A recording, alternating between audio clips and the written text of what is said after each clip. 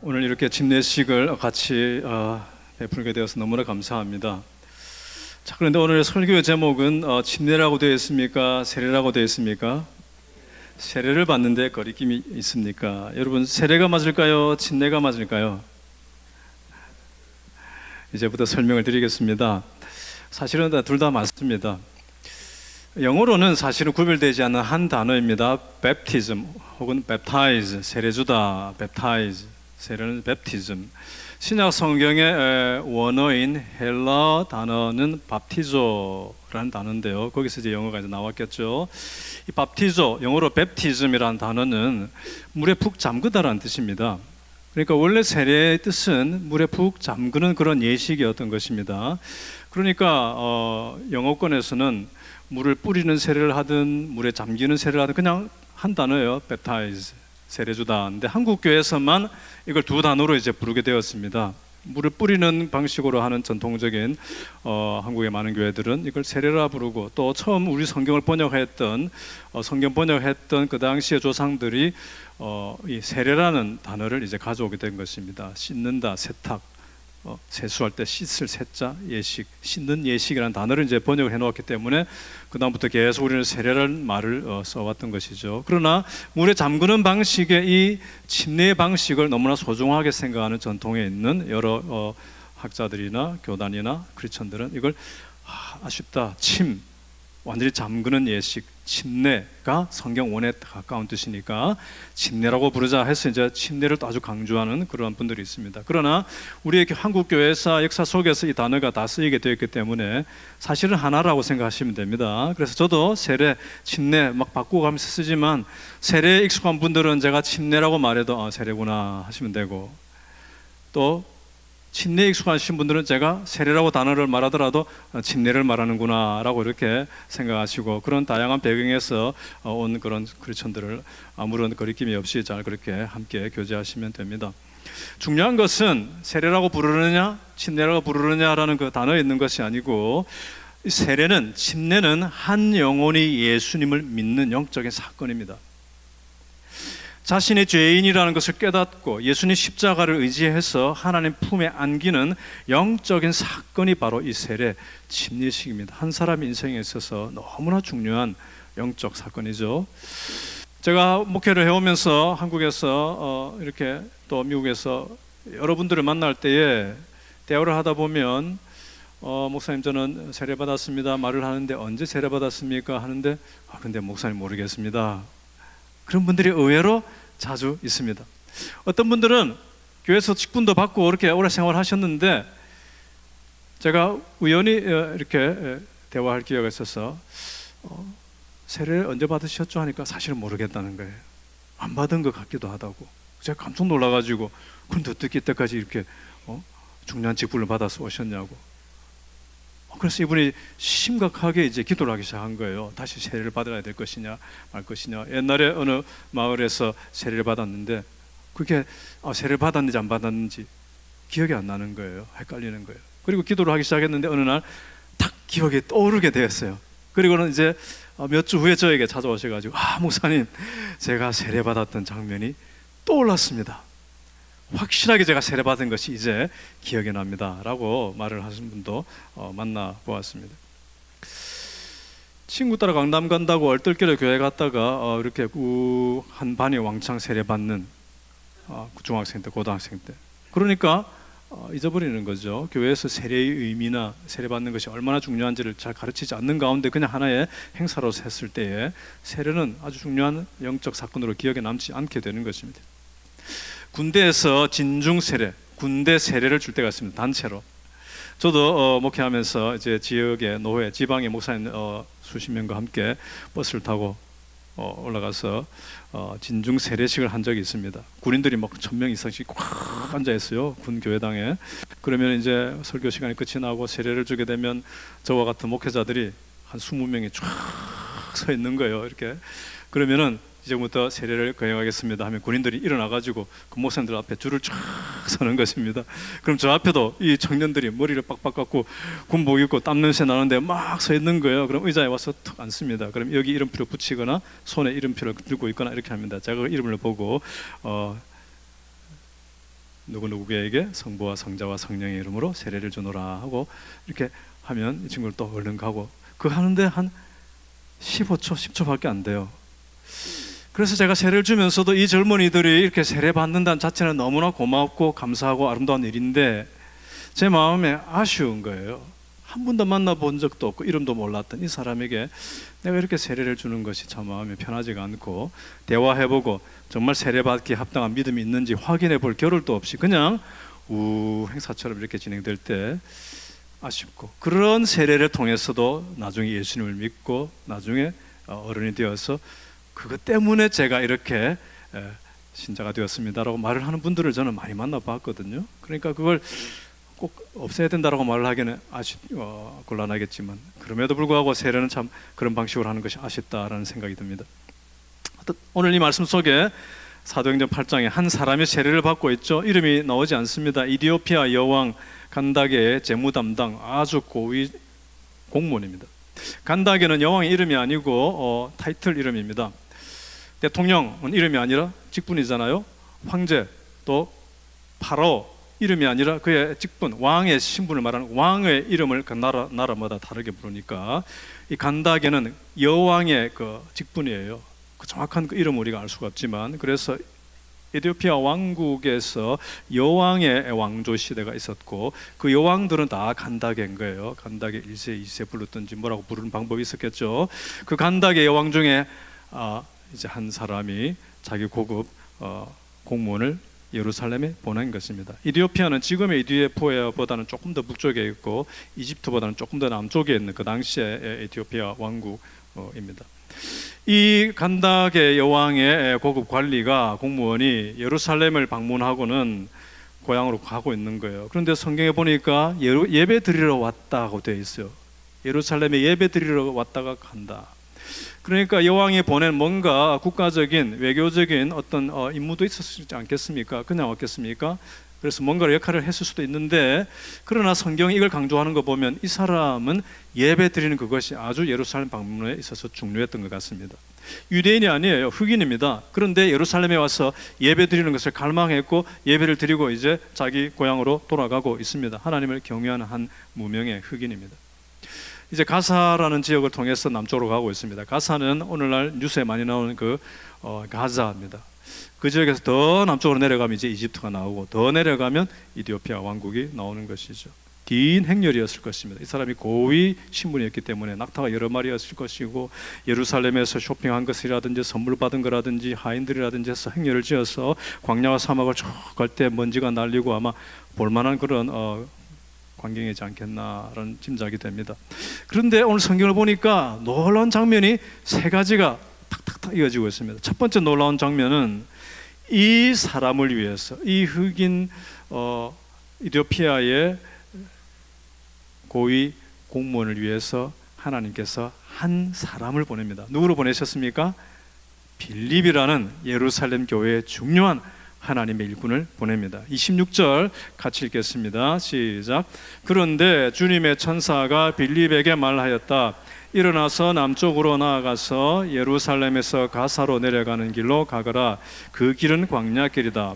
예루살렘에서 중요한 7 집사 중에 한 사람이었던 빌립은 사마리아 땅 조금 중간지대 북쪽에서 열심히 전도를 하고 있었는데, 어느 날 성령께서 너 거기를 떠나서 빨리 가사 지역으로 가라. 성령께서 천사를 하나님께서 보내셔서 지시하죠. 그래서 지금 빌립이 갑자기 방향을 바꾸어서 이제 남쪽으로 내려오게 되었습니다. 한 사람의 구원을 위해서 하나님께서 일을 하시는 장면입니다. 오늘 예배 드리는 분 중에 이미 예수님을 믿고 오늘처럼 세례나 침례를 이미 받으신 분들은 그걸 압니다. 내 인생에도 하나님께서 나의 구원을 위해서 누군가를 보내주셨다. 그걸 우리는 알고 있습니다. 모태신앙 한번 손 들어보세요. 어머니 뱃속에서부터 교회 다니기 시작했던 분들, 1부에도 상당히 있었는데 2부에도 몇 분 상당히 계십니다. 모태신앙인들은 여러분의 구원을 위하여서 하나님께서 부모님을 미리 보내주신 것입니다. 어떤 사람은 초등학생, 저처럼 초등학교 1, 2학년 때 크리스마스 때 친구 따라갔던 그런 친구들이 제 인생에 이 구원의 신앙을 위하여서 보내주었던 사람들 중에 한 명입니다. 저는 이름도 기억하지 못합니다. 혹은 여러분 중에 어떤 사람은 고등학생 때 교회 다니는 어떤 예쁜 여학생이 여러분에게 보내주신 하나님의 사람이었을 수가 있습니다. 어떤 사람은 크리스마스 시즌에 광장을 지나가는데 교회에서 나온 어떤 사람들이 기타를 치면서 찬양을 하면서 결혼송을 부르면서 한 사람이 전도지를 나눠줄 때 무심코 받았던 그것이 여러분의 인생에 있어서 그 예수쟁이가 하나님이 보내주신 사람이었을 수가 있습니다. 하나님은 그렇게 우리가 주님을 만나고 신자가 되어가는 과정에, 구원의 신앙을 갖게 되는 과정에 사람들을 보내십니다. 여러분 중에 아직 예수님을 믿지 않는 분들도 계실 것입니다. 교회는 오지만 구도자, seeker, 진리를 찾고 하나님이 정말 계신가 하고 생각을 가지고 질문하면서 교회에 오는 그런 구도자들도 계실 것입니다. 그런데 자꾸 목자, 목녀가 목장에도 오세요, 교회에 오세요 자꾸 귀찮게 합니다. 그렇죠? 좀 나를 가만히 놔두면 좋겠는데 목자, 목녀가 얼마나 나를 귀찮게 하는지. 끈질기게 다가오는 그 목자, 목녀가 여러분 인생에 하나님 보내신 사람일 수가 있습니다. 하나님이 일을 하십니다. 두 번째 놀라운 장면은 이 내시가, 이 관리가 마차를 타고 가는데 다른 것을 한 것이 아니라 성경을 읽었습니다. 그 당시에 구약 성경에 이것을 사본을 손에 쥘 수 있을 정도면 대단한 파워나 돈이 있었던 사람이죠. 흔하지 않았던 것입니다. 그 성경을 이제 마차를 타고 가면서 읽는 것입니다. 그때 성령님께서 빌립이 마침 딱 그 자리에 도착을 하게 하셨고 그 소리를 듣게 하셨죠. 그리고 성령께서 지시하십니다. 수레로 가까이 가라. 놀랍지 않습니까? 점점 다가가는 것입니다. 하나님께서 빌립을 통해서. 그 다음 마지막 세 번째 제일 놀라운 장면이 이제 진행이 됩니다. 그래서 빌립이 가까이 가서 들어보니까 이 사람이 읽고 있는 성경 구절이 바로 다름이 아니라 이사야 선지자의 그 말씀이에요. 이사야 선지서 53장의 내용인데요, 오늘 8장 32절에 나옵니다. 같이 읽겠습니다. 시작. 그가 읽던 성경 구절은 이것이었다. 양이 도살장으로 끌려가는 것과 같이 새끼 양이 털 깎는 사람 앞에서 잠잠한 것과 같이 그는 입을 열지 않았다. 그는 굴욕을 당하면서 공평한 재판을 박탈당하였다. 그의 생명이 땅에서 빼앗겼으니 누가 그의 세대를 이야기하랴. 여러분, 이 말씀이 어떤 말씀입니까? 우리는 너무나 교회 오래 다닌 분들은 많이 들었던 바로 이사야 53장의 말씀이죠. 지금 빌립이 왔을 때에 마침 그 본문을 읽은 거예요. 그러니까 그 앞부분부터 쭉 읽어왔겠죠. 바로 이 부분 바로 앞에 있는 내용이 뭐냐? 이사야 53장 5절의 말씀입니다. 같이 읽습니다. 그러나 그가 찔린 것은 우리의 허물 때문이고 그가 상처를 받은 것은 우리의 악함 때문이다. 그가 징계를 받음으로써 우리가 평화를 누리고 그가 매를 맞음으로써 우리의 병이 나았다. 우리는 모두 양처럼 길을 잃고 각기 제 갈 길로 흩어졌으나 주님께서 우리 모두의 죄악을 그에게 지우셨다. 지금 우리는 이걸 읽으면서 이거 예수님 이야기다. 금방 압니다. 우리의 죄를 위하여 억울한 재판을 받고 십자가 위에 희생의 제물이 되신 예수 그리스도. 우리의 모든 죄악을 그에게 맡기시고 우리의 죄를 용서하신 하나님의 사랑에 대한 말씀인데요, 이 말씀은 예수님께서 태어나시기 전에 700년 전에 이사야 선지자를 통하여서 하나님의 성령의 감동으로 기록된 예언입니다. 놀랍죠? 그 700년 전에 기록된 그 예언대로 지금 이 간다게 네시가 예루살렘을 방문했던 그 언저리, 그 타이밍쯤에 예수님이 십자가에 죽으시고 부활하시고 그 오순절을 마치고 자기 집으로 돌아가는 그 길에 빌립이 와서 설명을 해주겠죠. 35절에 같이 읽습니다. 빌립은 입을 열어서 이 성경 말씀에서부터 시작하여 예수에 관한 기쁜 소식을 전하였다. 여기 이 고난받는 양은 바로 예수 그리스도를 예언한 것입니다. 그분이 찢기고 상하고 죽으심으로 우리에게 구원과 자유와 평강과 치유 회복이 있게 되었습니다. 최근에 예루살렘에서 있었던 이야기 못 들었습니까? 바로 그분이 얼마 전에 십자가를 지고 죽으시고 부활하신 그리고 승천하신 예수 그리스도입니다. 그 이야기를 쫙 성경 전체를 연결해가면서 설명했습니다. 이 경건한 에티오피아 장관은 이 정도로 관심이 있었기 때문에 구약 성경을 상당히 알았던 것 같아요. 여러분, 요즘도 많은 유대인들 중에서 예수님을 믿는 사람들이 돌아오고 있습니다. 유대인들 중에 세속적인 하나님을 믿지 않는 그런 유대인들도 많지만 경건한 유대인들 중에서는 구약 성경을 그대로 믿고 구약 성경에 약속된 그 고난의 그 메시아 구원의 종이 올 것을 기다리고 있는 사람들도 있습니다. 그런데 우리는 그렇게 구약에 약속된 그 메시아 구원자가 바로 예수 그리스도라는 것을 우리는 이미 알고 있습니다. 제가 오래전에 유대인들 중에 예수님을 잘 모르고 믿지 않고 예수님을 저주하고 크리스천들을 아주 가까이도 하지 않고 살았던 유대인들 중에 예수를 믿게 되는, 그래서 간증하게 된 영상을 제가 오래전에 아주 많이 집중적으로 좀 보게 된 계기가 있었는데요. 그 중에 그런 이야기를 합니다.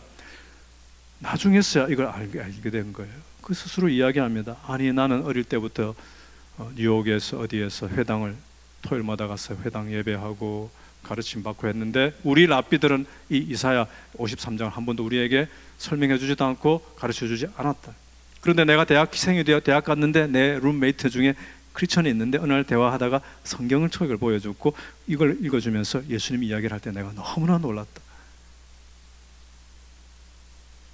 이걸 보면서 신약 성경을 같이 읽으니까 이건 이 예수 탄생 이전 700년 전에 기록된 이 말씀은 예수가 아니고서는 해석이 안 되는 구절이라는 걸 자기가 아는 거예요. 그래서 이제 크리스천이 된 유대인들이 많다라는 것입니다. 8장 36절입니다. 같이 읽습니다. 그들이 길을 가다가 물이 익는 곳에 이르니 내시가 말하였다. 보십시오, 여기에 물이 있습니다. 내가 세례를 받는데 무슨 거리낌이 되는 것이라도 있습니까? 빌립이 말하였다. 그대가 마음을 다하여 믿으면 세례를 받을 수 있습니다. 그때 내시가 대답하였다. 나는 예수 그리스도가 하나님의 아들이심을 믿습니다. 내가 마치 물이 있네요. 이 놀라운 예수님을 이제 내가 비로소 깨달았는데 나 세례받게 해주세요. 이 물에 내가 세례받고 싶은데 혹시 내가 세례받지 못할 만한 무슨 곤란한 내 자격이 안 되는 만한 상황이 있습니까? 하니까 빌립이 아닙니다. 당신이 마음을 다해서 예수님을 믿으면 세례받을 수 있습니다. 그러니까 내시가 나는 예수 그리스도가 하나님의 아들이심을 믿습니다.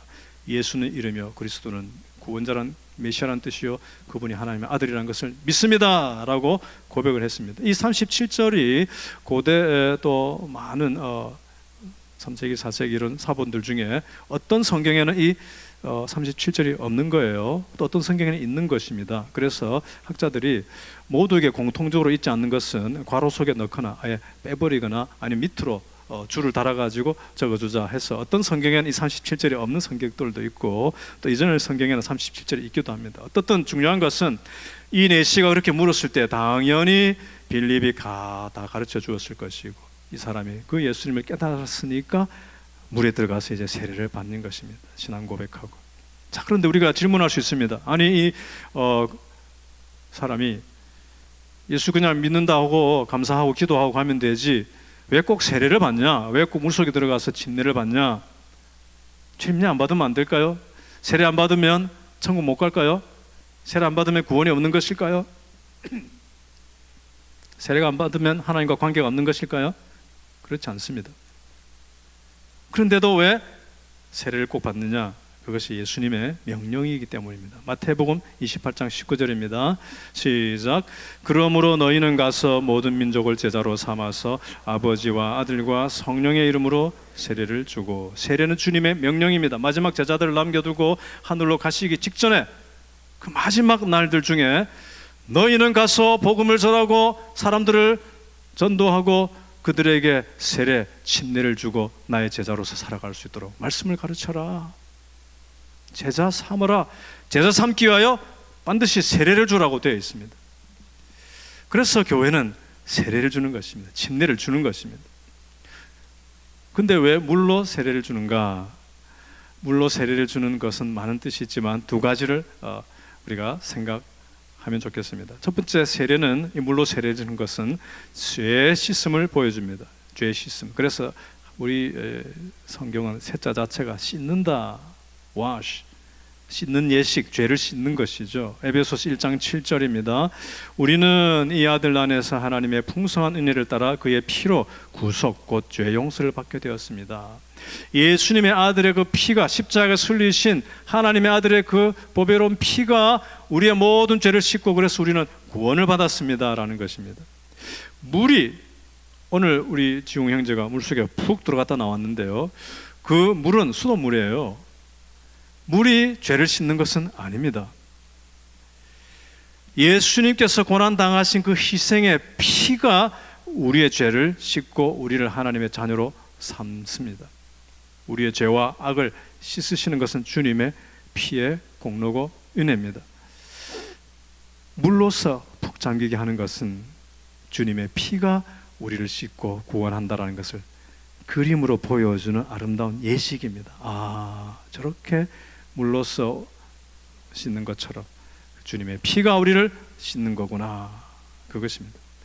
두 번째, 침례는, 세례는 물로 하는 그 과정 속에서 죽음을 보여줍니다. 물에 푹 완전히 잠겼다가 나오죠. 들어갈 때, 물에 잠길 때에 I die in Christ, I die with Christ. 예수님 안에서, 예수님과 함께 나의 옛 사람이 죽는 것입니다. 하나님을 모르고 하나님을 믿지 않았던 나 자신.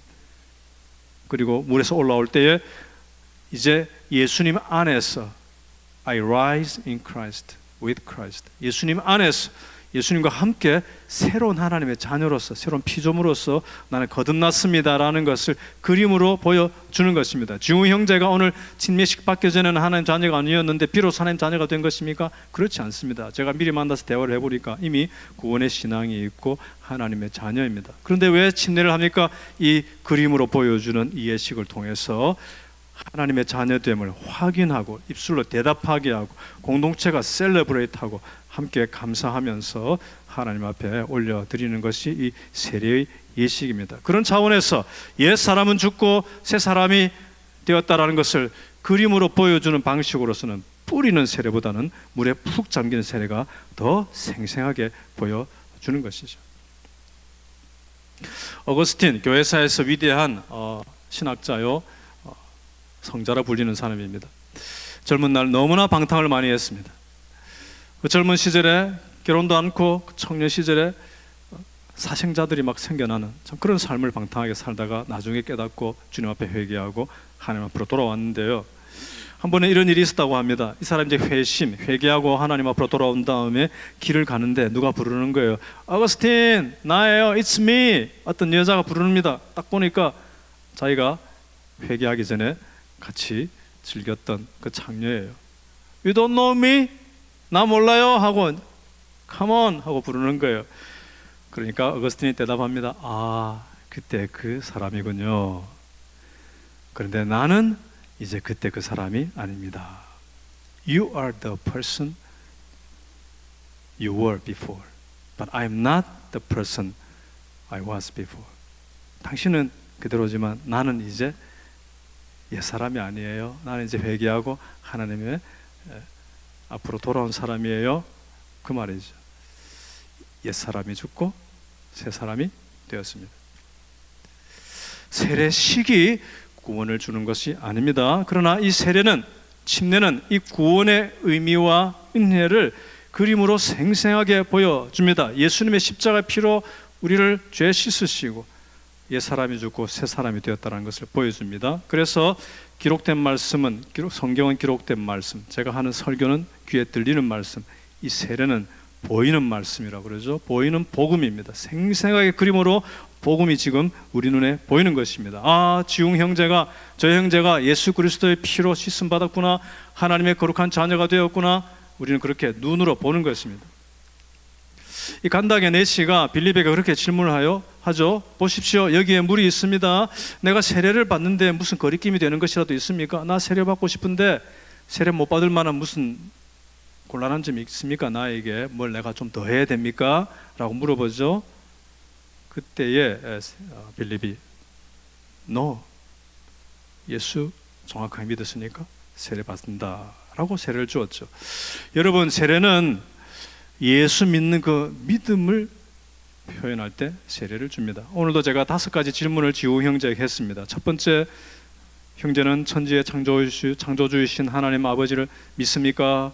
두 번째, 자신을 구원하시는 분은 오직 하나님의 아들 예수 그리스도이심을 믿고 영접하였습니까? 세 번째, 형제 안에서 일하시는 성령 하나님을 의지하고 그 감동에 순종하며 살아가기를 추구하겠습니까?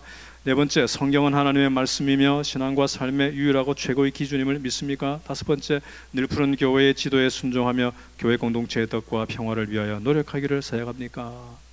여기에 다 아멘 아멘 크게 대답했는데요, 제가 기대했던 것보다 더 씩씩하게 대답해 주셔서 너무 감사합니다. 이 다섯 가지 질문 중에 어느 질문이 가장 중요하다고 할 수 있을까요?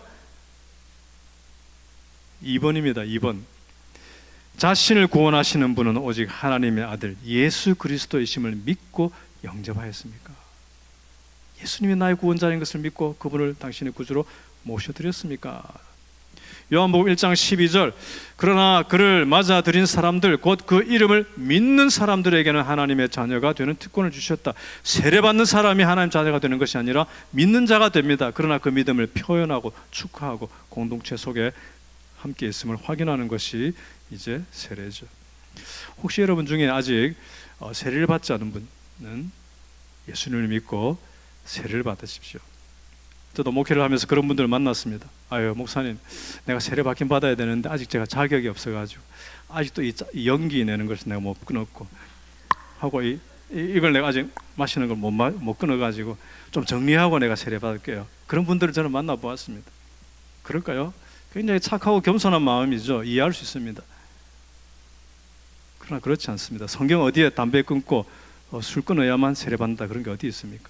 그런 것들은 예수 믿고 살아가면서 때가 되면 다 정리가 되는 것입니다. 따라오는 것들입니다. 믿음이 중요합니다. 믿음. 예수 믿는 믿음. 이 사도행전에 보면요, 초대교회 또 신약 성경에는 믿는 즉시로 세례를 주었습니다. 바로바로 세례를 주었잖아요. 그런데 믿는 사람이 점점 많아지고 이제 시간이 지나면서 교회에 핍박이 오죠. 많아지고 복음이 퍼져나가는데 어떤 마을은 추운 거예요. 강이 없어요. 이 겨울에 강도 없고 물도 없고 어떻게 세례를 주나? 그래서 물 뿌리는 세례도 이제 시작이 되기 시작했고 이미 벌써 2세기 초, 1세기 말에 그런 일들이 나타나기 시작했습니다. 또 너무 많으니까 어떻게 강의할 수도 없고 강이 멀리 있고 어떤 경우는 분명히 침례를 이전에 받았는데 핍박이 일어나니까 언제 그랬냐는 듯이 예수님을 배반하고 떠나는 사람도 생기고 그래서 안 되겠다. 이제 철저하게 세례를 줘야 되겠다 해가지고 신앙 교육을 6개월씩 1년씩 철저하게 시킨 다음에 세례를 주는 일들이 이제 일어나게 되었습니다. 그러니까 물이 없는 데서는 뿌리는 방식도 되었고 또 어떤 신학적 전통은 예수님의 피 뿌림이 우리를 씻었다는 성경 말씀이 있으니까 이 물 뿌리는 것이 우리의 세례에 있어서도 아무 문제가 없이 아주 귀한 의미다라고 이제 믿는 믿음도 있고 그 다음에는 믿음을 확실한 사람만 세례를 주자 이러면서 즉각 세례 주지 않고 나중에 세례 주는 일들이 이제 일어나게 되었습니다. 사도행전 2장 38절에 그러나 보면 베드로가 가로되 너희가 회개하여 각각 예수 그리스도의 이름으로 세례를 받고 죄 사함을 얻으라. 회개하고 예수님 이름 믿으면 세례 받으라는 것입니다. 오래 기다려서 세례 받으라고 하지 않습니다. 만약 여러분 중에 혹시 내 마음에 거리낌이 있어서 세례, 침례를 미루는 분이 있다면 더 미루지 말고 오늘 마음으로 결정하십시오. 제가 한국에서 목회를 하면서 정말 그 권사님 지금도 얼굴이 참 기억이 생생한데요. 너무 귀한 권사님이에요. 저를 사랑해주고 교인들 사랑하고 늘 베풀고 섬기고 교회 봉사하고 하는 참 착한 분입니다.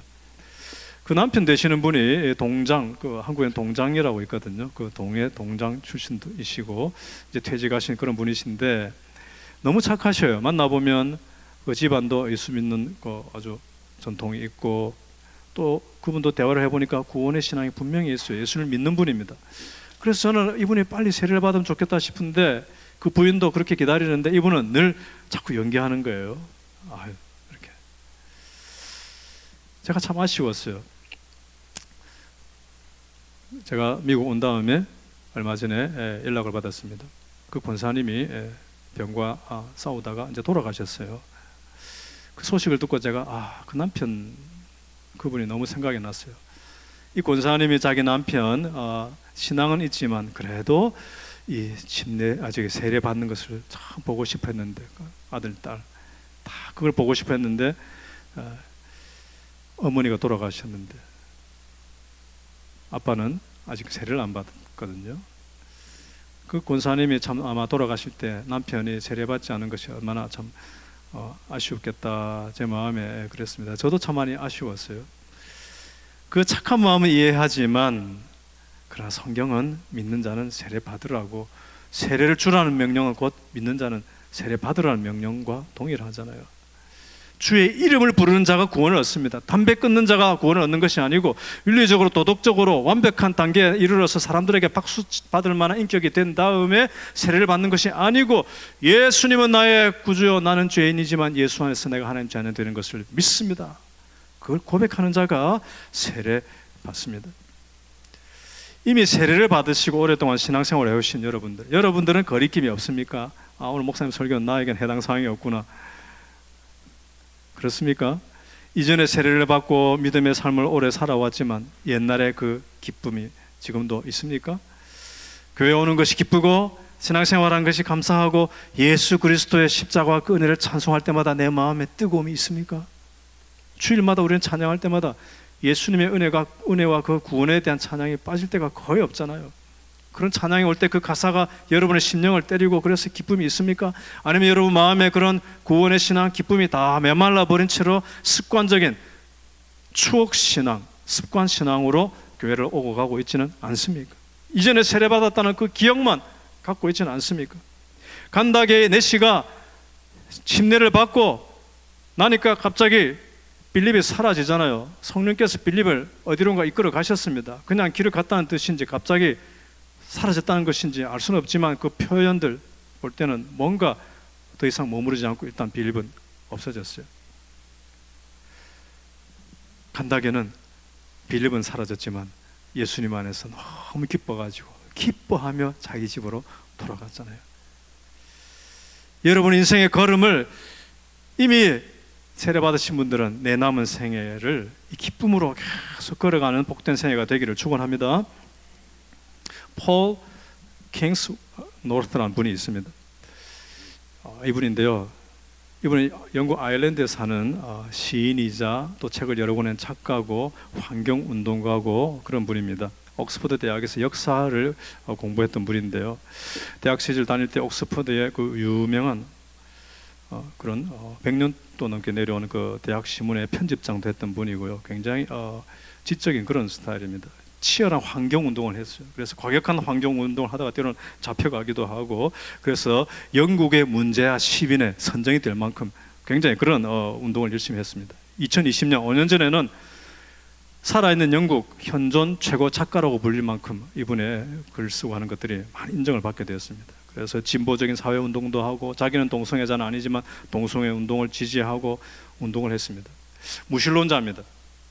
그런데 예수님을 믿게 됩니다. 예수 믿은 지 그렇게 오래되지 않았어요.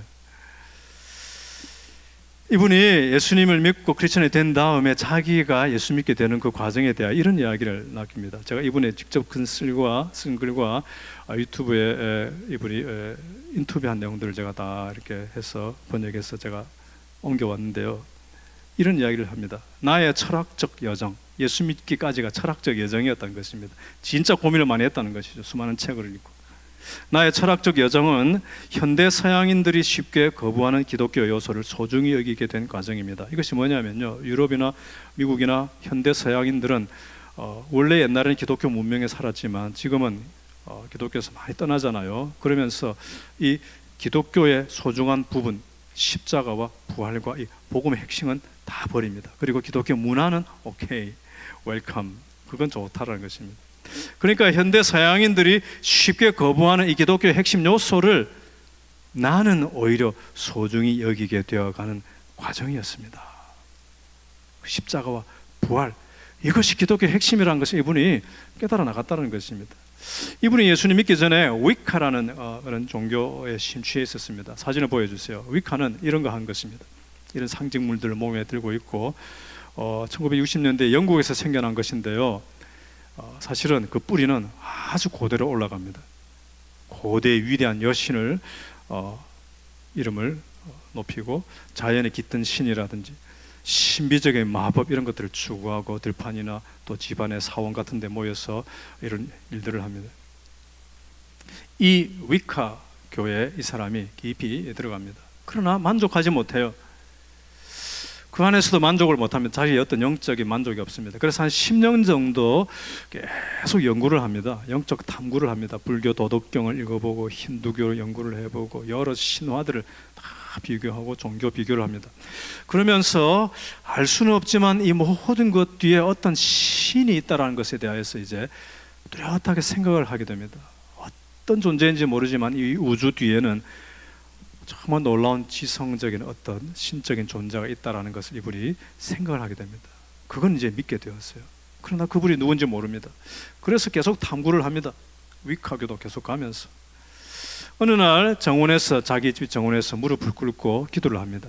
오 갓, 신이시여, 그 말이겠죠. 그때 말하는 갓은 신이시여, 당신이 진짜라면 나에게 보여주십시오. 그런데 놀랍게 그 후에 꿈에 예수님이 나타납니다. 나타나셔서 자기에게 뭐라고 이야기하고 뭔가를 주는데 생생하게 기억이 되었습니다. 그 뒤로도 또 예수님 꿈에 나타나는 일들이 이렇게 되는데요. 그 다음에 이제 그런 일을 겪으면서 가만히 주변에 보니까 주변에 의외로 기독교인들이 상당히 자기 주변에 있었다라는 것을 이제 보게 됩니다. 그런 중에 어느 날 위카교 모임에 또 참석하죠. 아까 저런 모임을 하는 곳입니다. 작은 사원 템플 속으로 들어가서 이제 그 리터지 의식을 하려고 딱 하는데 갑자기 자기 얼굴이 창백해지고 몸이 너무 안 좋아져서 주저앉습니다. 자기가 느끼기를 누군가 자기 목덜미를 잡아 끌면서 그 방에서 나가라고 하는 것 같이 느껴졌다고 합니다. 그래서 이제 나오게 되죠. 그리고 얼마 후에 성경을 읽기 시작합니다. 기독교 서적들을 구해서 연구를 합니다. 크리스천들의 팟캐스트를 보면서 계속 공부를 합니다. 그러면서 기독교의 마음이 점점 끌리게 됩니다. 어느 날 자기 아들이 학교에서 기타 연주하는 그런 학교 콘서트에 참석하러 갔습니다. 그 콘서트 홀에 들어가 가지고 이제 그 시작되기를 기다리고 자리에 딱 이렇게 앉는데 갑자기 어떤 특별한 느낌이 자기에게 확 내려오게 됩니다. 자기 표현을 보니까 ocean like, 큰 대양, 큰 바다와 같은 그런 사랑, love like ocean, 큰 대양, 바다와 같은 사랑 같은 것이 자기를 확 덮는 것을 느낍니다. 이게 너무나 강력해서 그 콘서트 홀 전체에 어떤 그 알 수 없는 사랑과 같은 것이 확 이런 것이 느껴집니다. 그래서 거기 앉아 있을 수가 없어가지고 복도에 뛰쳐나옵니다. 그리고 앉아 있습니다. 그리고 자기 스스로 압니다. 아, 예수님 혹은 성령님이란 분이 지금 내게 오셨구나. 이제 내가 기독교인이 되어야 되겠구나. 기독교인이 되어야 되는 거구나 라는 생각이 들었습니다. 그리고 이제 찾다가 스스로 어떤 교회 찾아가가지고 스스로 침례를 받습니다. 그 추운 1월 겨울에 얼마나 춥겠습니까? 영국 1월은 춥거든요. 그 1월 추울에 강에 가서 푹 잠기는 침례를 이제 받습니다. 그리고 침례를 받고 그 다음에 성찬식에 참여하면서 자기 느낌을 이렇게 표현합니다. 그것은 침례를 받고 성찬식 받은 것 말이죠. 그것은 결혼하는 것과 비슷한 인생의 큰 사건이었습니다. 침례를 받은 뒤에 세상이 달라 보이는 걸 느꼈습니다. 이전에는 흑백이었다면 이제는 컬러로 보입니다. 그러면서 지금 여러 강연도 하고 글도 쓰고 가고 있는데요. 이분의 믿음의 여정이 앞으로 어떻게 될지는 저도 상당히 관심이 가고 있습니다. 여러분, 제가 이 이야기를 좀 상당히 길게 적고 있는 건요, 이분이 현존하는 미국 최고의 작가라고 불릴 만한 그런 아주 스마트하고 깊이 생각하는 그런 작가도 예수님을 믿었으니 여러분 당연히 예수 믿으라, 그 말을 하려는 건 아니에요. 우리는 모두 다 하나님 앞에서 작은 존재예요. 하나님 앞에서 너무나 작은 존재들입니다. 아무리 똑똑하고 현존하는 최고의 작가를 할지라도, 아무리 정치 권력, 최고의 권력을 가진 그런 존재를 할지라도 우리 하나님 앞에서는 다 한 사람의 죄인입니다. 약한 존재입니다. 자신이 죄인이라는 것을 깨닫고 예수 그리스도가 나의 구원의 주님이라는 것을 깨닫는 그 지점에, 그 자리에 이를 때에 신자의 삶이 시작이 됩니다. 39절 다 같이 읽겠습니다. 39절. 그들이 물에서 올라오니 주님의 영이 빌립을 데리고 갔다. 그래서 내시는 그를 더 이상 볼 수 없었지만 기쁨에 차서 가던 길을 갔다. 예수 믿고 침례받고 말할 수 없는 기쁨을 누리면서 걸어갔습니다. 아직 세례 침례를 받지 않은 분은 오늘 마음속으로 결심하시기를 바랍니다. 미루지 마십시오. 지금 하나님께서 여러분을 찾아가시는 것입니다. 미루지 마십시오. 하나님께서 다가오실 때 피하지 마십시오. 내가 모든 것이 다 납득이 되고 이해가 되고 논리적으로 설명이 될 때 그때 믿으려고 하지 마십시오. 우리는 이 땅을 떠난 순간까지 영적인 세계는 희미한 안개 같은 부분들이 여전히 남아 있습니다. 저도 그렇습니다. 제가 어떻게 100% 하나님에 대해서 압니까? 하나님은 너무나 크시고 우리는 너무나 작은 존재이기 때문에 우리는 모르는 게 너무나 당연한 거예요. 답이 없어 보이는 것들이 있는 게 너무나 당연합니다. 그런 것들이 있지만 너무나 확실히 나타나 있는 이 성경에 말씀하시는 이 구원의 주 예수 그리스도를 내가 나의 구원의 주님으로 믿기로 결심하고 그 이름을 부르는 것입니다. 이제 내가 예수님을 믿겠습니다. 예수님 영접하기를 원합니다. 그 마음을 가졌으면 너무나 좋겠습니다. 그런 마음이 있는 분은 예배 마치고 앞으로 나오시면 제가 기도하고 그 다음에 어떻게 해야 될지를 안내도 드리고 그렇게 하겠습니다. 아니면 다음 주일 예수 영접 모임이라는 시간이 있는데 거기 오셔서 다시 한번 예수님에 대한 얘기도 가만히 들어보시고 자기 믿음에 대하여서 생각해 보시면 좋겠습니다. 이미 오래전에 이전에 예수님을 믿고 세례 침례를 받았던 분들은 이디오피아 간다게 내시처럼 여러분의 남은 생애를 기쁘게 인생길을 걸어가시기를 축원합니다. 우리 찬양하겠습니다. 나는 주를 섬기는 것에 후회가 없습니다. 한국분이 지은 작사 작곡 노래인데요, 한국인의 많은 사랑을 받고 있는 노래입니다. 나의 평생에 가장 복된 일은 내가 예수님을 만난 것이라. 나의 평생에 가장 잘한 일은 내가 예수님을 주로 섬기는 것이라. 찬양하겠습니다.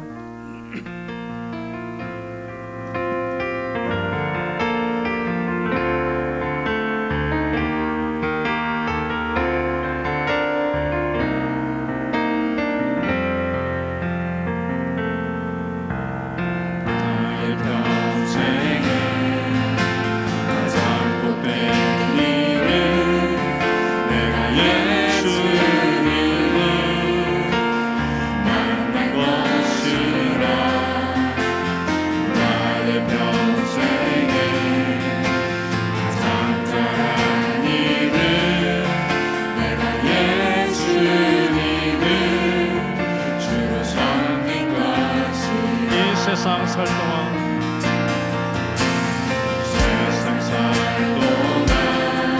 내가 걷는 길이 영원하여서 넘어질 때 주의 강한 손이 나를 붙드시니 나는 예수님과 주로 섬기며 살아. 나는 주를 섬기는 것에 후회가 없으리라. 내가 걸어온 모든 시간 다 주의 은혜니 내가 걸어갈 모든 날도 주만 섬기며 살리. 오직 예수 이름 부르며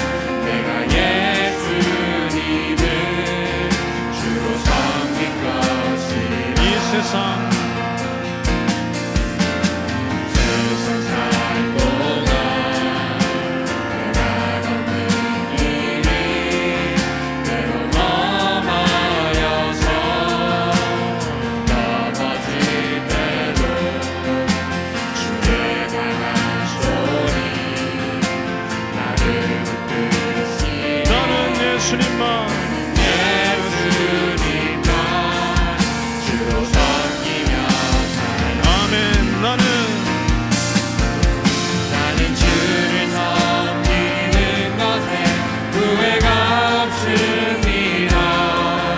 내가 걸어온 모든 시간 다 주의 은혜니 내가 걸어간 모든 날도 주만 섬기며 살리 오직 예수 이름 부르며 살아가리라. 이것이 나의 간증이요 이것이 나의 찬송이세. 나 사는 동안 끊임없이 우주를 다 일어납니다. 이것이 나의 간증이요 이것이 나의 간증이요 이것이 나의 찬송이세. 나 사는 동안 끊임없이 우주를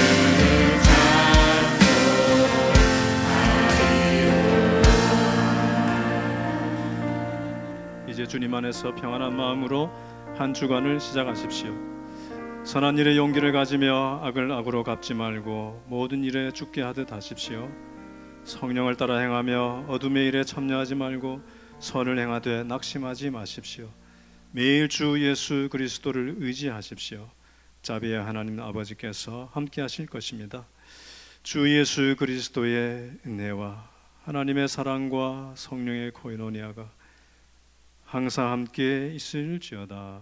아멘.